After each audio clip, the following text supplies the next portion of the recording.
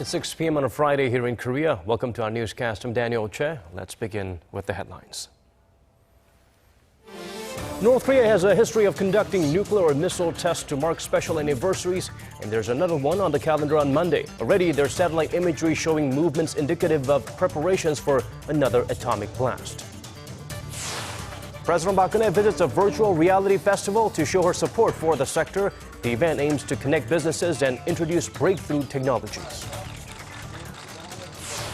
Despite a global Galaxy Note recall, Samsung's third-quarter earnings have improved compared to a year ago, easily leaving local rival LG in the dust.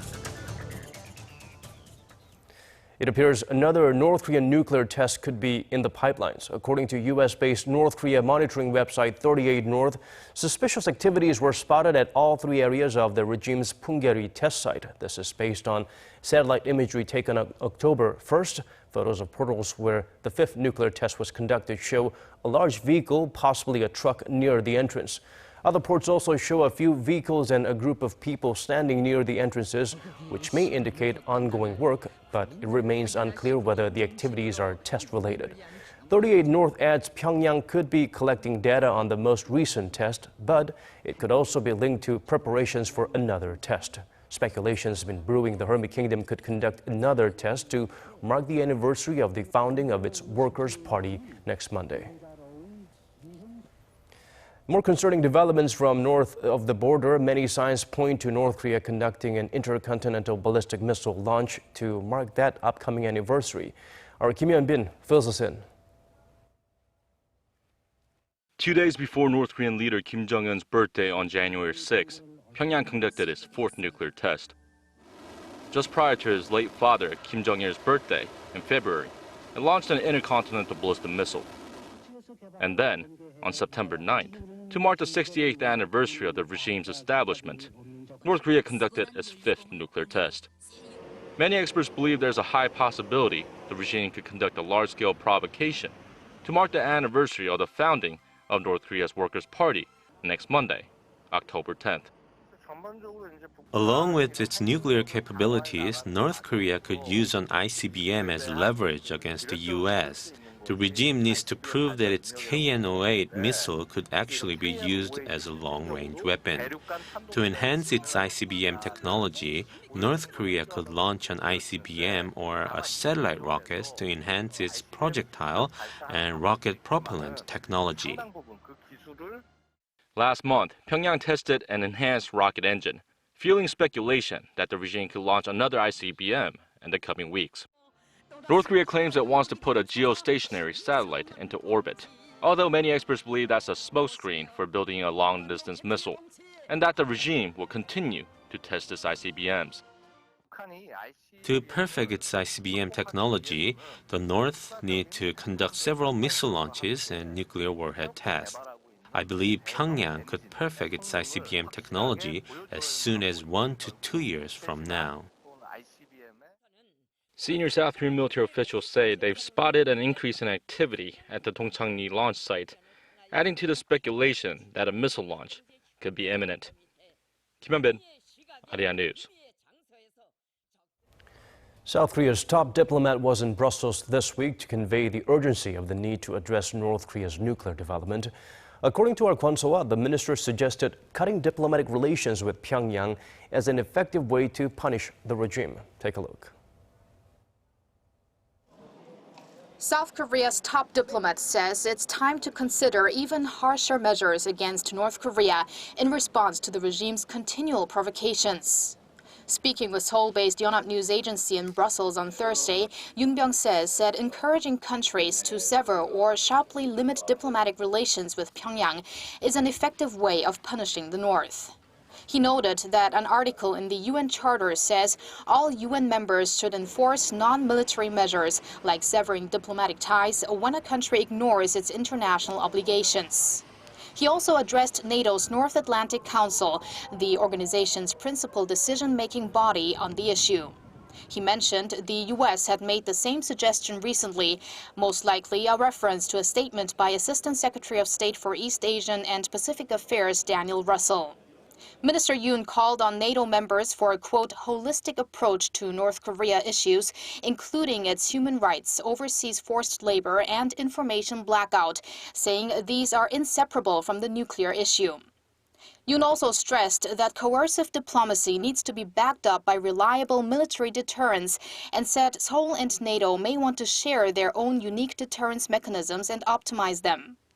Minister Yoon and NATO chief Jens Stoltenberg agreed on stronger cooperation during separate talks, during which Yoon expressed his appreciation for NATO's statements on North Korea's threats.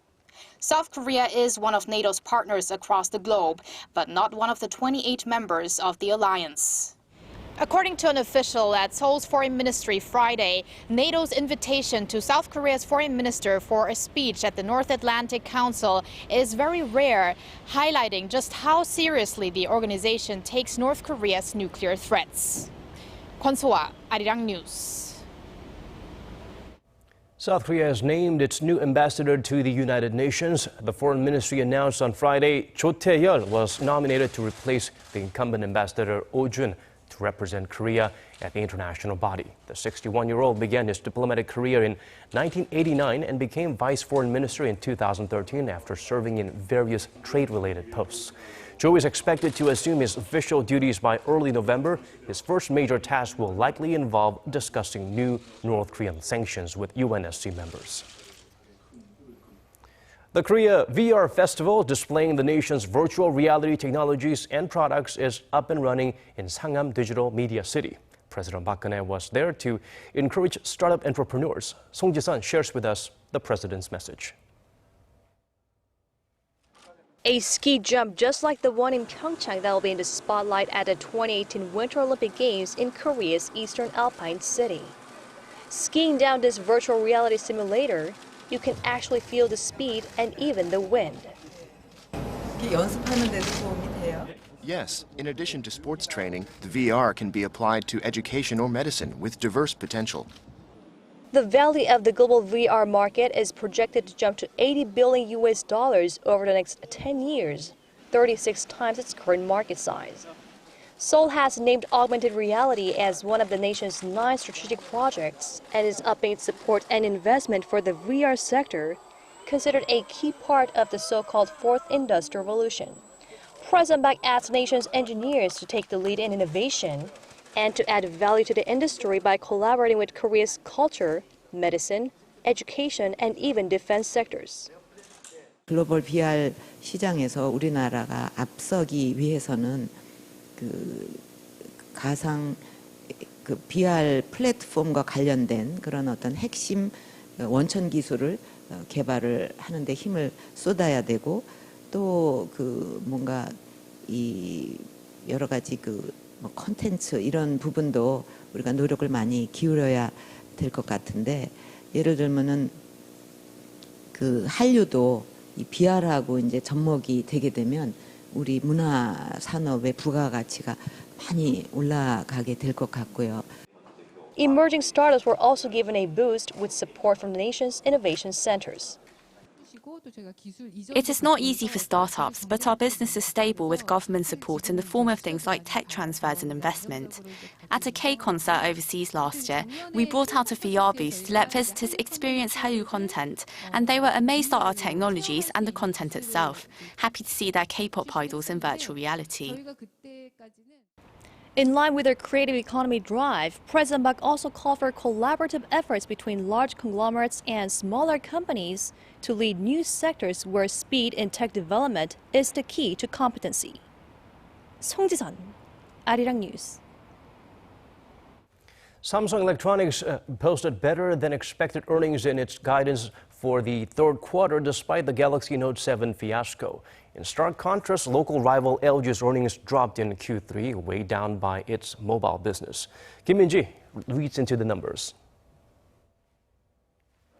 Samsung Electronics' third-quarter earnings estimate topped expectations despite a global recall of its Galaxy Note 7 smartphone. According to the company's earnings guidance, operating profits stood at nearly $7 billion during the July to September period. That's up about 5.5% from a year ago, but down over 4% from the previous quarter. Sales are estimated to have fallen over 5% on year to $43.9 billion. The operating profit figure beats a recent market consensus by roughly $300 million. That's despite a global recall of the Note 7, which is estimated to have cost Samsung up to $2 billion. The tech giant has been offering replacements or refunds after reports of the device catching fire while charging. Although Samsung didn't specify the amount of losses it incurred from the Note 7 recall, the mobile division's operating profit is expected to fall under $3 billion. So we can say the company's better-than-expected performance came from its other sectors, like chips and display. Samsung's local rival LG Electronics didn't fare as well as its earnings guidance fell below market expectations. According to its regulatory filing, its operating profit came to roughly $253 million during the third quarter, down 3.7% from a year ago. The figure is down more than 50% from the previous quarter. Sales edged down almost 6% on year to $11.6 billion. Although LG's home entertainment and household appliance divisions have been cash cows for the company, its mobile arm is expected to post a loss for a sixth straight quarter. The company saw tepid sales of its flagship G5 smartphone back in March, and sales of its newly launched V20 will not be reflected in the latest quarter. Both companies will release their finalized earnings reports later this month with a breakdown of performance by sector. Kim Min-ji, Arirang News. South Korean lawmakers wrapped up the fourth day of an annual parliamentary audit. Today's session revolved around the allegations against two foundations, in addition to touching on national security and safety. Shin Se-min has the latest from the domestic political arena. Things got heated at the National Assembly's audit session on Friday. In the Education Committee, the focus was on a series of allegations surrounding two foundations and a person with ties to the president who's at the center of the allegations. Lawmakers continued to raise questions about Choi Soon-sil, an old friend of President Park Geun-hye, who is suspected of raising funds for the Miru and K-Sports foundations.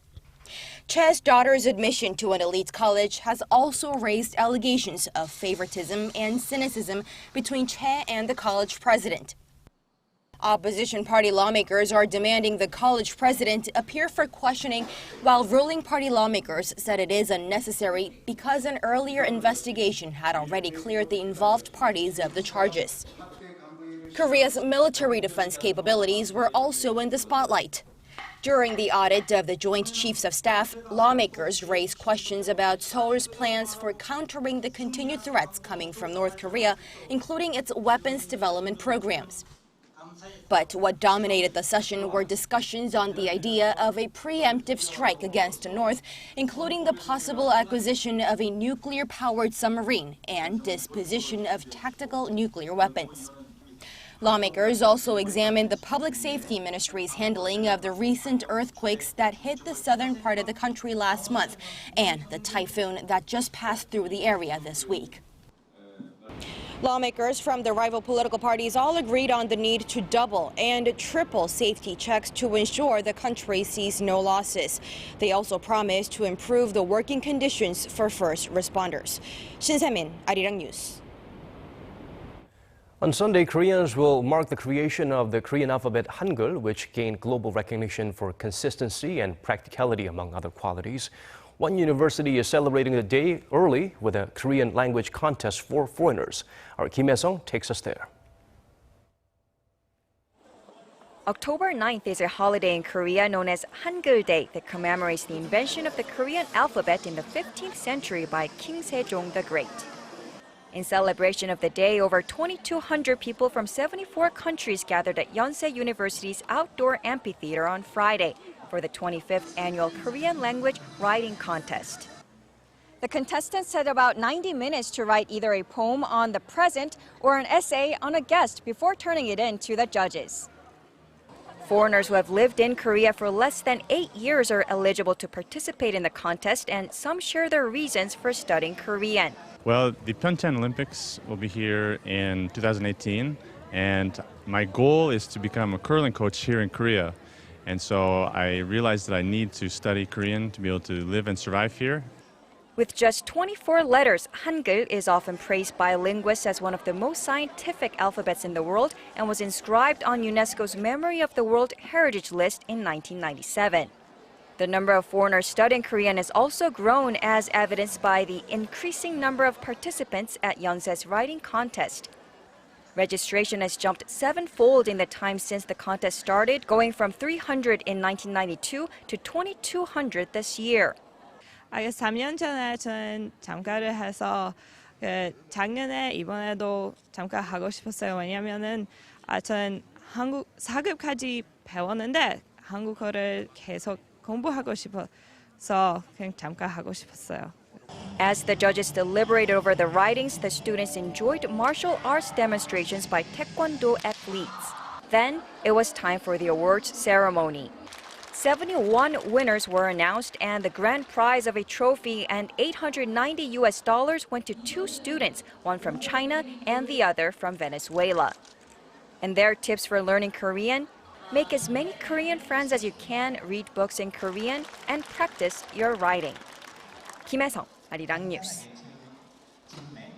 And before we wrap things up, congratulations to Juan Manuel Santos, the president of Colombia, for winning the 2016 Nobel Peace Prize. Though the recent referendum wasn't the highlight of his career, he did play a significant role in ending the 50-year civil war of that country. And that's all from us for this hour's Global News broadcast. More domestic headliners coming up next for our Korean viewers. Thank you for watching.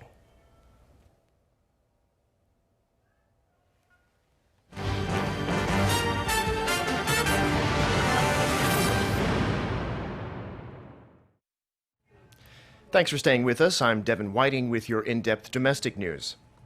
Korea's southeastern cities are just getting started on restoration work after Typhoon Chaba swept through, but already more rain is on the way, raising concerns over whether their drainage systems can cope. Lee Ji-won has more. Residents of Korea's southern and eastern coast, which have already seen severe damage from Typhoon Chaba, have been warned of heavy rain from Friday evening through Saturday. Korea's southeastern city of Ulsan, which sustained the worst damage from the typhoon earlier this week, with 3 deaths in the city, is forecast to see about 30 to 80 millimeters of rain from Friday evening through Saturday evening. Along the coast and mountainous regions, more than 100 millimeters are expected. The coastal cities of Gyeongju and Pohang, which were flooded by Typhoon Chaba, are expected to see up to 80 millimeters of rain.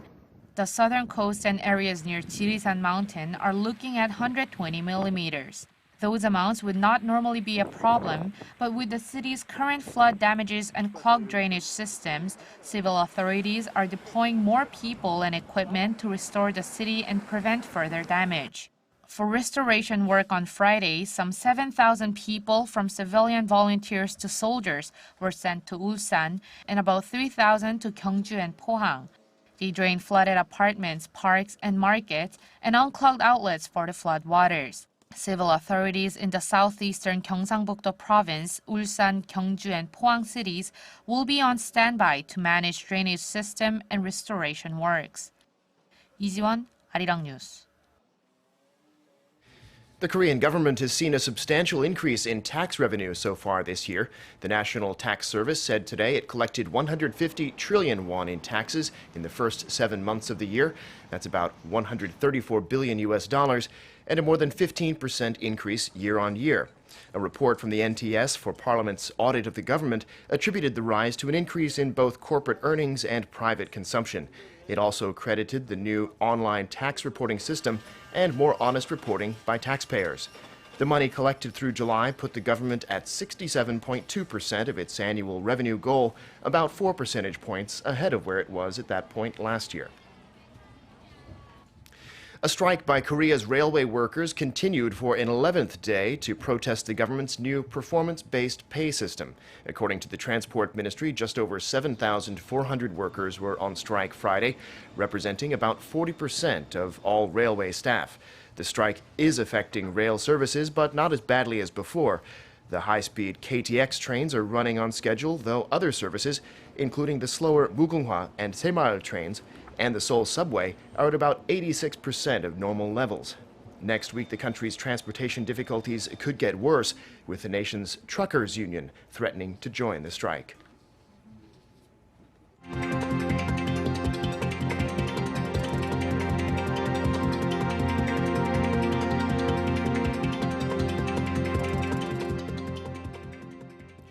Those are some of the stories we're following right now. Thanks for watching. We'll be back at 8 p.m. Korea time. Bye for now.